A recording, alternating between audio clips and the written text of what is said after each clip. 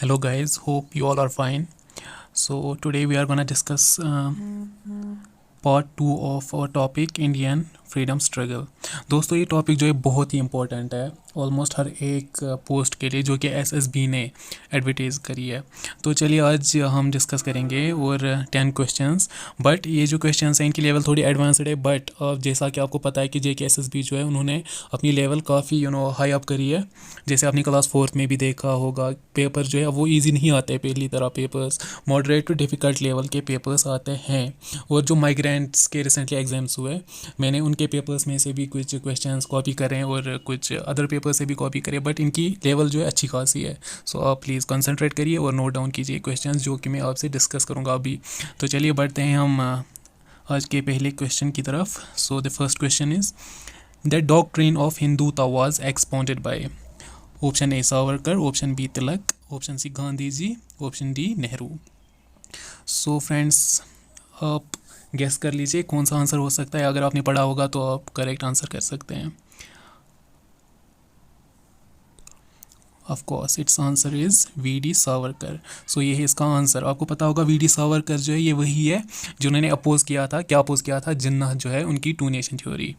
सो इन्होंने ही हिंदूता जो है वो भी एक्सपाउंड करी थी, डॉक्ट्रिन ऑफ हिंदूता। तो बढ़ते हैं अगले क्वेश्चन की तरफ। When was the National Council of Education established? Options are option A 1908, option B 1906, option C 1907, option D 1909 and it's correct answer is 1906। 1906 में जो है National Council of Education establish करा गया है। रिसेंटली जो एग्ज़ाम्स हुए हैं एसएसबी ने जो एग्ज़ाम्स कंडक्ट कराए हैं ये क्वेश्चन पूछा गया था एक एग्ज़ाम में। तो बढ़ते हैं नेक्स्ट क्वेश्चन की तरफ। Name the philosopher who believed that freedom is the keynote of spiritual life? Options are option A Gokhale, option B Nehru, option C Ambedkar, option D Vivekananda. Friends आप गेस कर सकते हैं फिलोसफर जो कि बिलीव करते थे that freedom is the keynote of spiritual life. Of course it is Vivekananda. Vivekananda is the right answer. दोस्तों विवेकानंदा जो है इनके नाम पे कई सारी प्लेसेस बनाई गई है। आज इनफैक्ट हम एक हॉस्टल में रहते थे यूनिवर्सिटी में, तो वहाँ पे भी हम स्वामी विवेकानंदा हॉस्टल में ही रह रहे थे। तो बढ़ते हैं क्वेश्चन नंबर 4 की तरफ। In which year the United Nation came into being? I repeat, in which year did the United Nations come into being? Options are option A 1940, option B 1942, option C 1945 and option D is 1947 and its correct answer is, come on friends guess कर लीजिए और अपना score भी comments में फिर आप write down करना कि आपने कितने करेक्ट आंसर्स दिए हैं।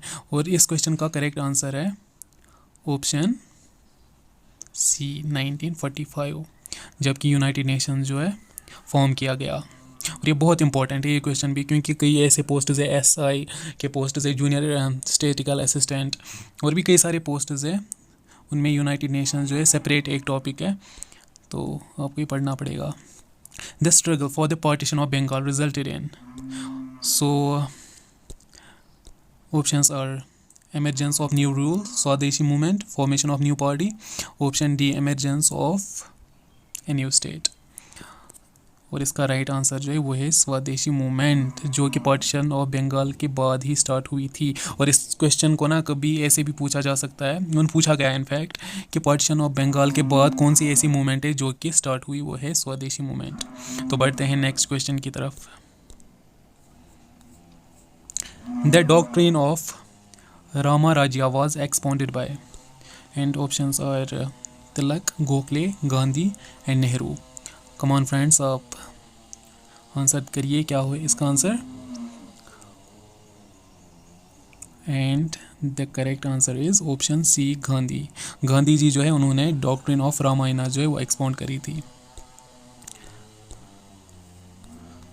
Question number 7, why was the planning commission set up in 1950? Friends जैसा कि आपको पता होगा यहाँ पे क्वेश्चन में ही ये बताया गया है कि 1950 में जो है प्लानिंग कमीशन सेटअप किया गया। बहुत बार ये क्वेश्चन भी पूछा गया है कि प्लानिंग कमीशन जो है वो कब सेटअप करा गया, तो आपको याद रखना है 1950 में। और ये क्यों ये सेटअप करा गया था, रीज़न क्या था, और इसका रीज़न था economic development. So planning commission जो है आपको पता होगा, इकोनॉमिक डेवलपमेंट जब पता चला कि इंडिपेंडेंस के बाद ही कि हमें काफ़ी इकोनॉमिकल रिफॉर्म्स की ज़रूरत है, हमें इकोनॉमिकली स्ट्रॉन्ग बनना है, अगर हमें कुछ करना है, अगर हमें दुनिया को दिखाना है कि वी कैन सर्वाइव इंडिपेंडेंटली, तो फिर प्लानिंग कमीशन सेटअप करा गया था just for the sake of economic development. When was the greatest impact where was the greatest impact, where was the greatest impact of the first world war seen in India? Options are educational reforms, social conditions, industrial decline, economic and political situation. So question हमें ये पूछ रहा है कि where was the greatest impact of the first world war seen in India? जबकि world war हुआ था उसके बाद इंडिया में किस रिफॉर्म पे, किस सेक्टर में ज़्यादा असर दिखने को मिला। और जैसा आपको पता ही है, वर्ल्ड वॉर के बाद इंडिया में इकोनॉमिक एंड पॉलिटिकल सिचुएशन जो है इस पे असर पड़ा। क्वेश्चन में कभी ऐसा हो सकता है सिर्फ इकोनॉमिक वहाँ पे दिया गया होगा तो आपको वो मार्क करना है, कभी बस पॉलिटिकल सिचुएशन वहाँ पे होगा तो ये मार्क करना है, बट आपको कॉन्सेप्ट को समझना है कि इकोनॉमिकल एंड पॉलिटिकल सिचुएशन जो है इन पे असर पड़ा था कब, after first world war. Who is the champion of secularism? Secularism का चैम्पियन कौन है, किसको सेक्युलरिज्म ऑफ चैम्पियन माना जाता है? Champion of secularism,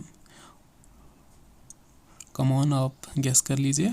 option A Jinnah, option B Nehru, option C Savarkar, option D Tilak. इसका जो सही आंसर है फ्रेंड्स वो है नेहरू।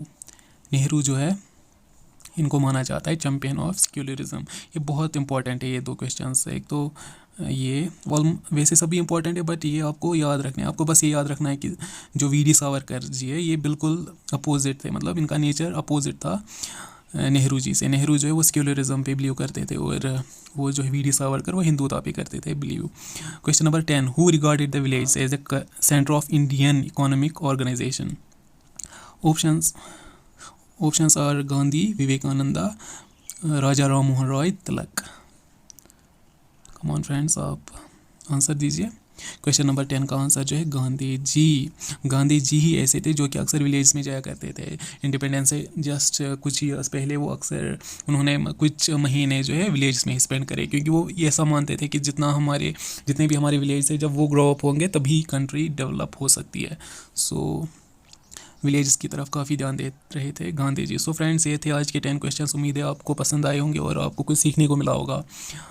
बस अगर आप चाहते हैं कि आप फ्यूचर में भी हमारी वीडियोस देखें तो चैनल को सब्सक्राइब करिए, बेल आइकन प्रेस कीजिए और ये वीडियो जो है अपने फ्रेंड्स के साथ शेयर कीजिए।